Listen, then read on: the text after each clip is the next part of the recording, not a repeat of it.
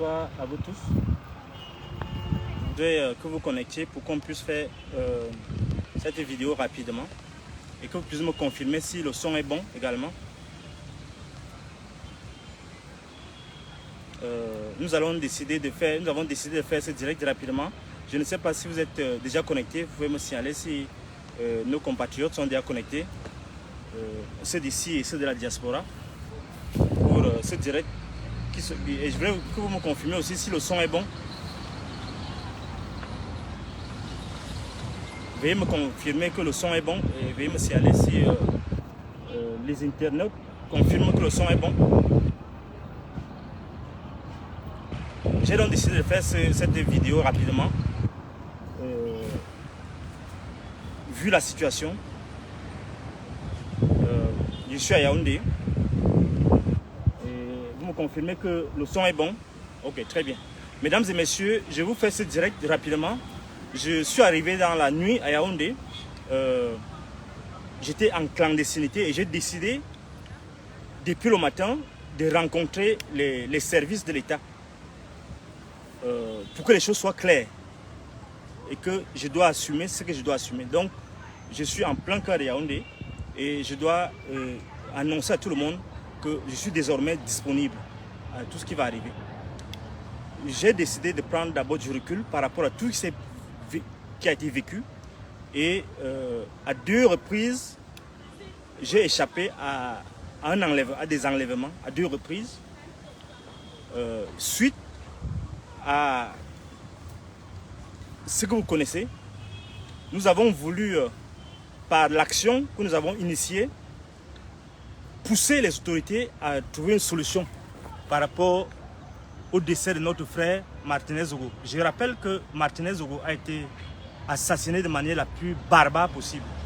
Nous avons donc décidé, nous de la LECIE, de faire en sorte que le président de la République comprenne la douleur de la famille. Et malheureusement, il y a eu des mauvaises interprétations. Notre frère est parti de la pire des manières. Et nous avons voulu susciter l'indignation du président de la République. Qu'ils comprennent la douleur que nous avons ressentie. Avec les chefs traditionnels, nous avons donc décidé d'organiser ce que vous connaissez. Malheureusement, les interprétations diverses. Nous sommes dans la tradition africaine. On doit, à un certain niveau, on était beau mot. Même le président de la République, on va lui dire que tu es responsable. Tant que tu ne nous dis pas qui a tué notre frère. Donc, cela dit, des gens ont voulu récupérer cela. Les gens ont voulu profiter de cela pour me neutraliser, pour m'assassiner. Et c'est pourquoi j'ai d'abord dû fuir Yaoundé. Depuis ce matin, je suis avec les services de sécurité de l'État pour que les choses soient claires. Nous avons dit, avec les chefs, que le mode opératoire de ceux qui ont assassiné notre frère poussait à comprendre que les services de sécurité de l'État étaient impliqués. Bon, on l'a dit bien avant, parce qu'on a fait aussi notre petite enquête. Vous savez, même dans les pays, n'importe quel pays, on peut faire, même les détectives peuvent faire leur enquête. Moi, j'ai aussi fait mon enquête philosophique. Je suis allé au-delà même de ce que vous vous imaginez. Il y a le collégion qui est là. 5 ou 6 jours avant, je suis allé le rencontrer. Malheureusement, il ne m'a pas reçu. Mais il a ma note où j'ai voulu vraiment faire une enquête pour que les gens comprennent jusqu'où nous sommes déterminés. Vous savez, Martinez Zogo, pas ce que les gens racontent, c'était quelqu'un d'entier comme moi, un peu. Il a travaillé en ma faveur en 2016 et je ne peux ne pas m'impliquer à fond dans cette affaire. Je dois donc vous annoncer que je suis revenu à Yaoundé et j'ai dit au service de sécurité de l'État, partout où je suis passé, que je suis disponible s'il y a un moyen d'erreur. Mais malheureusement ou heureusement, les gens qui se vont passer pour le BIR, pour je ne sais pas quoi, qui veulent m'enlever, même jusqu'au niveau de la CEMIL, j'ai eu l'assurance que je ne suis pas allé chercher. Même au niveau du 7, je ne suis pas allé chercher. Donc je dois dire à ceux qui veulent m'enlever, à 2 reprises, où j'ai échappé à 2 reprises. Certains m'ont été habillés avec les tenues du BIR, que s'il m'arrive quelque chose, on va vous traquer, on va vous retrouver. C'est la première chose. Et je dois remercier le président de la République parce qu'il a écouté notre colère. On ne doit pas tuer nos gens, on ne doit pas tuer un Éton, on ne doit pas tuer un Camerounais, on ne doit pas tuer un Béti. Et les gens restent là comme si de rien n'était. D'ailleurs, je profite de l'occasion pour dire ce que les chefs ont dit la première fois, c'est ce qui demeure. Ça, c'est la première chose que je voulais dire. Je voulais aussi répondre à deux personnes.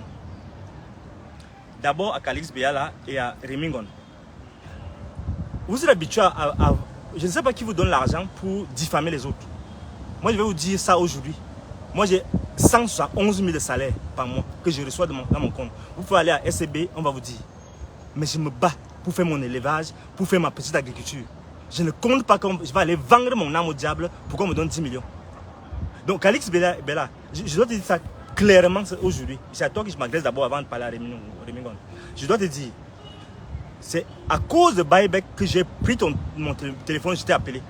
Je dois te dire, et je ne veux pas rentrer dans le commérage, tes problèmes avec Vonayolo ne doivent pas impacter, ne doivent pas nous amener tous à haïr les gens. Donc il faut que les choses soient claires. Je ne suis pas l'ouvrier de la haine. Je crois, et si tu arrives ici au pays, moi je te dis, je donne dans cette nouvelle-là, si tu arrives aussi au pays, moi je prends des risques. J'ai pris des risques sur moi. Si tu arrives ici au pays, toi qui voulais faire le coup d'État, je vais te dire, je vais te dénoncer. Moi je vais comme tu mets les gens en prison, si tu mets tes pieds ici, je vais demander qu'on t'arrête, je vais témoigner contre toi. Parce que nous sommes déjà à un autre niveau. J'ai dit que je vais être président de la République, mais je suis Camerounais, j'ai le droit d'être candidat à la République. Mais et ce n'est pas l'ordre du jour. On ne peut pas utiliser le décès de Martinez Zogo pour ressasser que je vous ai dit un jour que je vais être président de la République. Ça vient chez moi. J'ai dit, moi, que tu m'avais dit qu'il faut qu'il faut un coup d'État au pays. Est-ce que moi je t'ai déjà dit ça? Est-ce que j'ai dit ça en public? Je vais donc dire ça. Comme ton ami c'est Atanganji. Et je vais voir comment Atanganji ne va pas t'arrêter au Cameroun. Et moi je vais témoigner contre toi. Parce que je suis fatigué de cette manipulation des gens. Je t'ai dit, moi j'ai 171 000 de salaire. Ma femme est témoin, tous mes enfants, toute ma famille en l'air. Parce que je prends des risques. Parce que je me bats pour le pays. Et vous partez raconter les choses sur les réseaux sociaux, sur ma digne personne. Calix Béa, je ne souhaite pas que tu viennes ici au pays. Moi je suis ici, moi je vais mourir ici. Je remercie d'ailleurs tous mes frères qui m'ont proposé de me faire partie du pays. Je ne pars pas. On va rester ici. Nous sommes déjà en finale. Nous sommes à la première mi-temps. La deuxième mi-temps arrive. Les prolongations vont arriver là. Même mes enfants vont jouer les tirs au but. Ça, je veux le dire aujourd'hui. La deuxième personne à qui je veux parler, c'est Rémi Ngonon. Rémi Ngonon Bon. Écoute-moi bien. Je ne sais pas qui te paye. Et je ne sais pas si la personne qui te paye pour me diffamer t'a dit de t'en prendre à moi. Et la personne là, est-ce qu'elle t'a dit qu'elle ne me respecte pas? Moi, je suis un type qui ne marche pas dans le faux.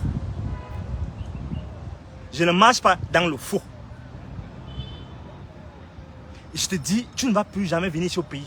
Ça ne sert à rien. Mes amis sont en France, non, on va lui porter plainte. Les plaintes, mais je n'ai pas le temps. Je t'attends ici. Même ton cadavre va venir ici. Je t'attends, Rémi Ngonon, je t'attends ici. Moi, je te dis, moi j'ai 171 000. Mais je ne compte pas aller vendre mon âme. Comment tu vends ton âme là? Tu as des informations. Qui donne les informations? Tu peux prendre les risques qu'il prend ici. Tu me dis qu'à minuit, je suis parti prendre 10 millions. Si tu vas me dire ça ici au pays, ne viens même plus. Même avec les mains, on va finir. Rémi Ngonon, je te dis, moi je te dis ça. Je te dis, toi et ta meute qui te suit là, qui me calomnie partout. Je suis l'un des rares Camerounais, même de tous vos camps là, qui sait que je ne marche pas dans un camp. Et je vais mourir par rapport à ma droiture.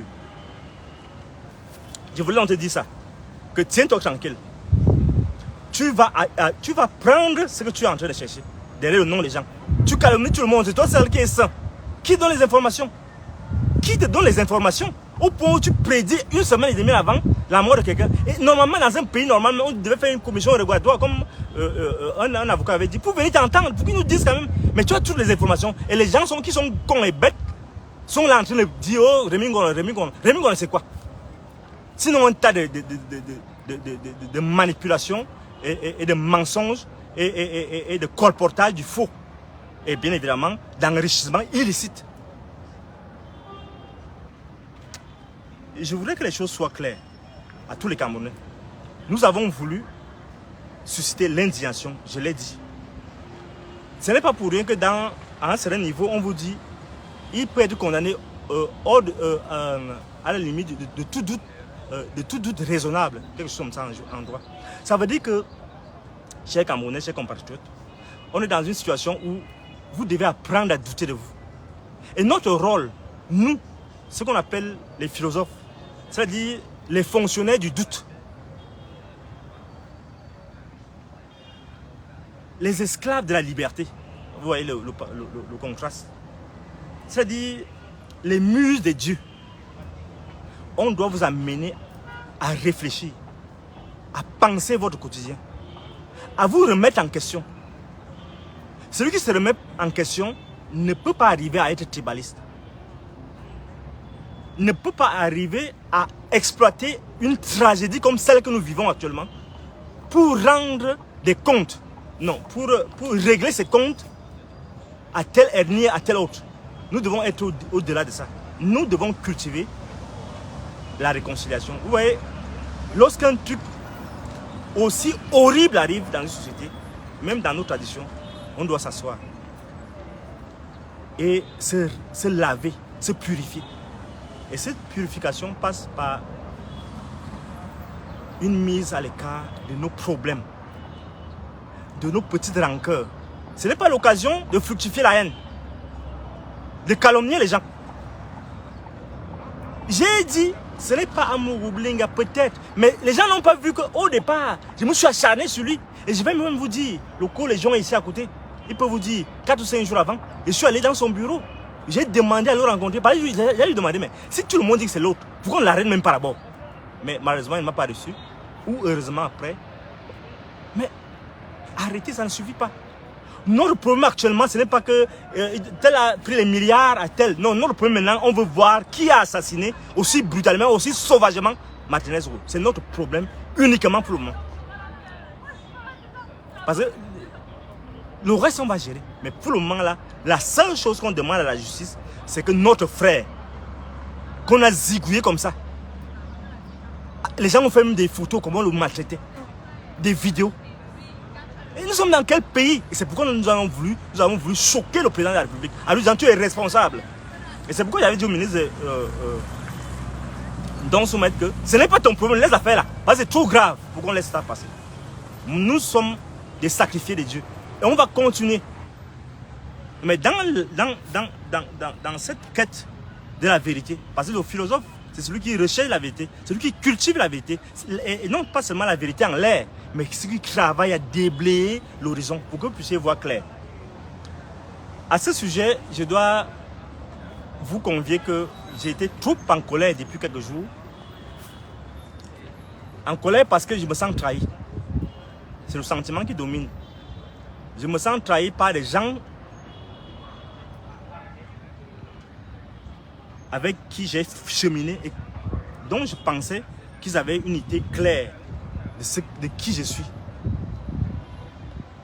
Donc, qui savaient mon degré d'intégrité. Je dois vous dire, donc, je suis tellement déçu, je me sens trahi, je me sens comme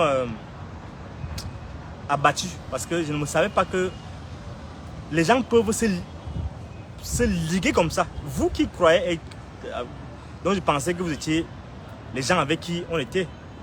Je ne savais pas que vous deviez faire comme ça. Je suis plus que déçu, je suis abattu, je suis dépassé. Donc, je suis dans une situation où je me pose des questions désormais. Les gens disent qu'ils sont dans le combat, sont dans la lutte, dans l'engagement. Mais je sens que c'est la renaissance des criminels. Je ne sais pas si ça vaut la peine. Je vous explique un peu mon sentiment, vous comprenez jusqu'où je suis. Je comprends que les gens sont tellement petits par rapport à la grandeur de cette nation. Par rapport au sacrifice inouï que les pères fondateurs ont à leur sacrifice, au sacrifice qu'ils ont consenti. Dans ces conditions, je suis obligé de suspendre momentanément mes interventions. Donc j'ai dit aujourd'hui, la première résolution à laquelle je suis parvenu, c'est que je vais suspendre tout. Et je vais réfléchir d'abord. Je vais réfléchir parce que je suis d'abord en deuil. Donc, ne vous attendez pas à ce que je fasse des émissions télé pendant un bon bout de temps. Que je fasse des directs pendant un bon bout de temps. Nous sommes en deuil. Il faut ce recueillement. Ceux qui croient en moi n'auront pas tort un jour. Ils vont comprendre que j'ai voulu incarner une alternative à ce monde de jeunes, de fumeurs de chambre, de gombistes, à ces fonctionnaires carriéristes. J'ai voulu représenter quelque chose de nouveau et je ne vais pas changer. Je profite de l'occasion pour remercier tous ceux qui me soutiennent. Je profite d'ailleurs aussi de l'occasion de remercier deux éminents penseurs, philosophes, Lucien Aïssi et Nkolo Foué. Je leur dis que des gens m'ont fait parvenir leurs textes dans la clandestinité. C'est vous seuls qui m'avez donné du sourire. Chers grands frères, chers profs, j'ai lu attentivement vos textes et je dois vous avouer que j'ai, avec madame qui était là, elle a éclaté de rire comme moi-même. Mais je voulais juste vous dire, c'est ce qu'on attend des philosophes, des grands frères qui soutiennent leurs petits frères dans les moments difficiles. Même si ce soutien-là peut a sa particularité, c'est peut-être la particularité des philosophes de soutenir les leurs comme ça, pas le dénigrement. Mais pour moi, ça